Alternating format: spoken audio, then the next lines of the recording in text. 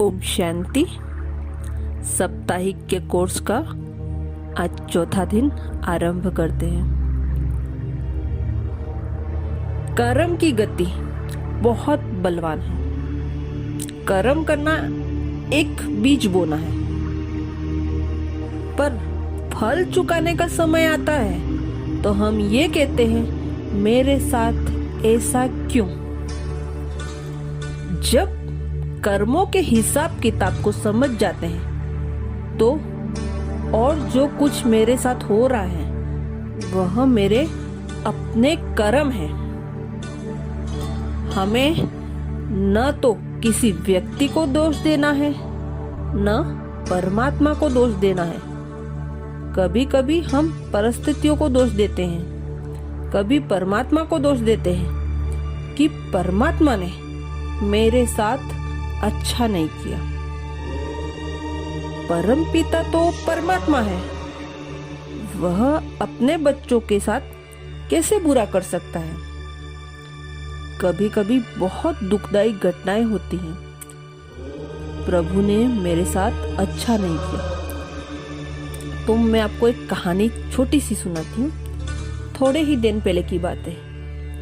एक जवान की मृत्यु हो जाती है, एक्सीडेंट में मर जाता है। तो उनकी जो भी युगल है वो कहती है, दीदी भगवान कितना निर्दयी है, उसने मेरे पति को मार दिया। हमने कहा, परमात्मा हमारे साथ ऐसा क्यों कर सकता है? हम उन्हें क्यों दोष दे रहे हैं? अगर परमात्मा हमें दुख दे रहा है तो फिर दुख में उसे हम क्यों याद करते हैं? एक परमात्मा ही है जिसकी याद से हमारे दुख सहने की ताकत मिलती है। उसकी याद से ही हमारे अंदर शक्तियां बढ़ती हैं। उन्हें भला दोष क्यों दे? परमात्मा आकर स्वयं श्रेष्ठ कर्म करना सिखलाते हैं। कुछ अच्छा होता है तो मैंने अच्छा करा, और अगर कुछ बुरा होता है तो हम परमात्मा को दोष देते हैं, किसी व्यक्ति को दोष देते हैं। तो आइए आज हम कर्मों की गृह गति को जाने और हमारे श्रेष्ठ से श्रेष्ठ हम कर्म करें।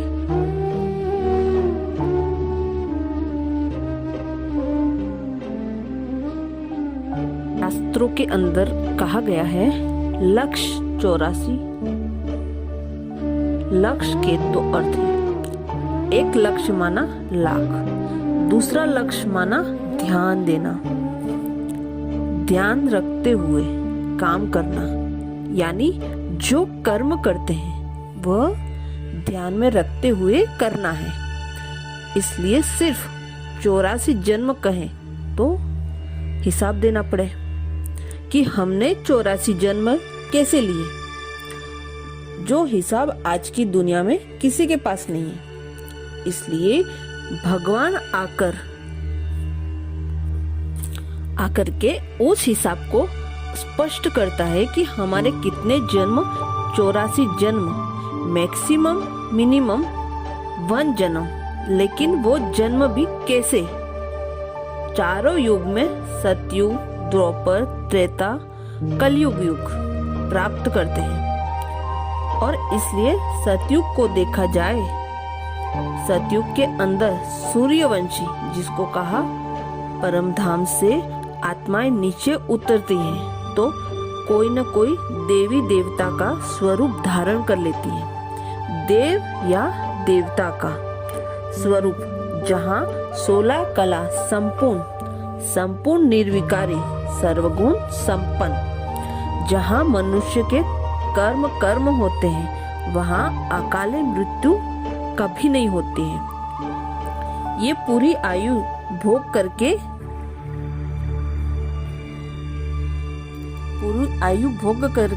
स्व इच्छा से शरीर छोड़ देते थे, और पूरी आयु भोगने के कारण स्वास्तिका में हमने देखा 5000 साल का यह चक्र हो तो हर युग एक समान है, यानी 1250 साल का हर युग है।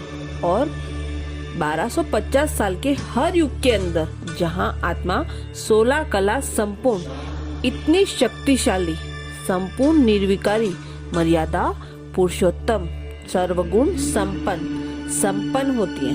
इसलिए सतयुग में राज्य करने वाले श्री लक्ष्मी, श्री नारायण, लेकिन श्री नारायण का जो बचपन का फोटो वह कभी किसी ने नहीं देखा।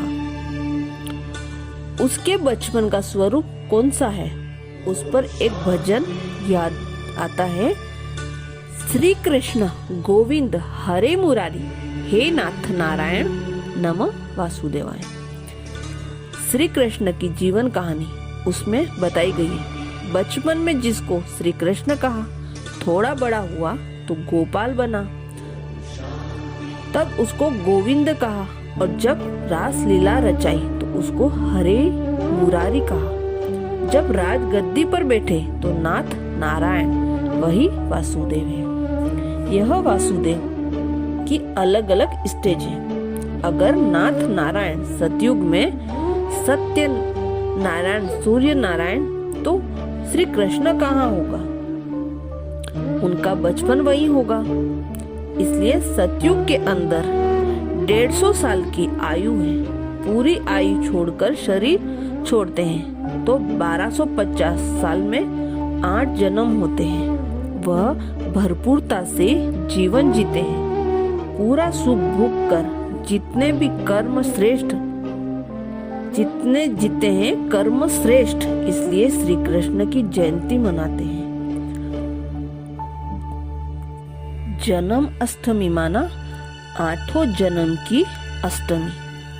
जैसे कि सतयुग पूरा हुआ और दूसरा युग आया जिसको कहा जाता है त्रेता युग, चंद्रवंश, जहाँ पर सतयुग जितनी परफेक्ट नहीं, लेकिन जहाँ पर श्री राम का राज्य है, श्री राम राज्य जिसको कहा जाता है, 2 कलाएं कम हो गई। 16 कला संपूर्ण थे, 2 कला कम हो गई, 14 कला हो गई। लेकिन मर्यादा पुरुषोत्तम इस युग में भी है, लेकिन सतयुग जितनी संपूर्णता नहीं होने के कारण आयु थोड़ा कम हो गया। 2 कला कम हुई तो थोड़ा कम हो गया, और इसलिए 125 साल का आसपास आयु हो गया। तो जन्म बढ़ जाते हैं, 8 जन्म से 12 जन्म हो जाते हैं। सतयुग के अंदर श्री कृष्ण के 8 जन्म की जयंती मनाते हैं हम, क्योंकि इतनी श्रेष्ठ आत्मा थी। 8 जन्म के बाद 9वां जन्म पर भी राम का जन्म होता है, इसलिए रामनवमी मनाई जाती है कि 9वें नंबर पर भी श्री राम है। इसकी जयंती भी इतनी ही महान, इतनी ही श्रेष्ठ हम जश्न मनाते हैं। कितना सुंदर भक्ति के अंदर कितना व्यवस्थित समझाया गया, पर हमने कभी इसी को समझा ही नहीं, इसलिए उसका आनंद नहीं ले सकते। तो इस पर से मर्यादा पुरुषोत्तम श्री राम की भी जयंती मनाते हैं। भले 125 साल हो गया हो, 150 साल हो गए, कम हो गया, फिर भी कर्म उनके भी थे। लेकिन जैसे जैसे तीसरा युग आता है, द्वापर, जहाँ सत्य के साथ असत्यता मिक्स होने लगा, अकाले मृत्यु होने लगी, अकाल मृत्यु आरंभ हो जाती है, तो आत्मा की शक्ति खत्म हो गई। 1250 यानी 2500 पूरे हो गए, आधा समय पूरा हो गया। 5000 साल में वो आधी कलाएं भी कम हो गई। तो 16 कला से द्वापर में सिर्फ 8 कला ही रह गई। इसलिए अकाले मृत्यु होने के कारण जन्म बढ़ गए, 21 जन्म हो गए द्वापर युग। और इस युग में मनुष्य भक्ति आरंभ करता है, अव्यभिचारी भक्ति होती है।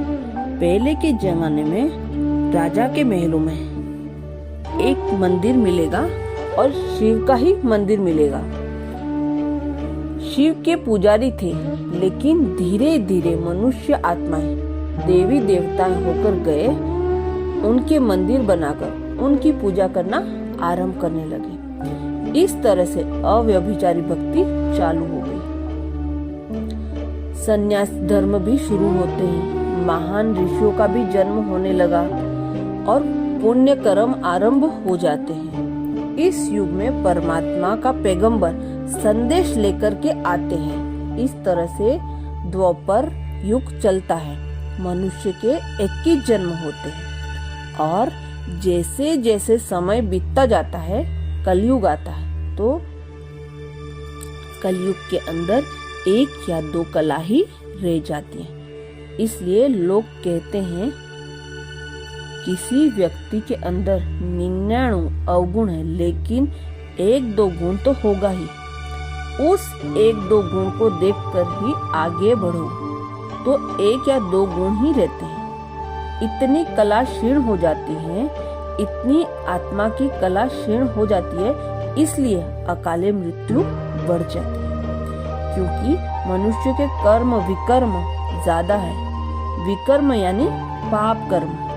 मनुष्य की आयु कम हो जाती है, जन्म बढ़ जाते हैं और कलयुग के अंदर 42 जन्म होते हैं। इस तरह से गिनती करें तो 8 जन्म सतयुग के, 12 जन्म त्रेता के, मिलाकर के 20, द्वापर के 21 माना 41, कलयुग के 42 माना 43 जन्म। तो 84वां जन्म जो है वो यह सिंधी काल के समय, जब कलयुग और सतयुग का सिंधी काल का समय आता है, तब सिर्फ 1 जन्म होता है और वह जन्म को कहा गया है दुर्लभ, क्योंकि ये जन्म बार बार नहीं मिलता। इस जन्म में हमें 84वां जन्म ज्ञान प्राप्त होता है। इस जन्म में कर्म की गुह गति का ज्ञान प्राप्त होता है।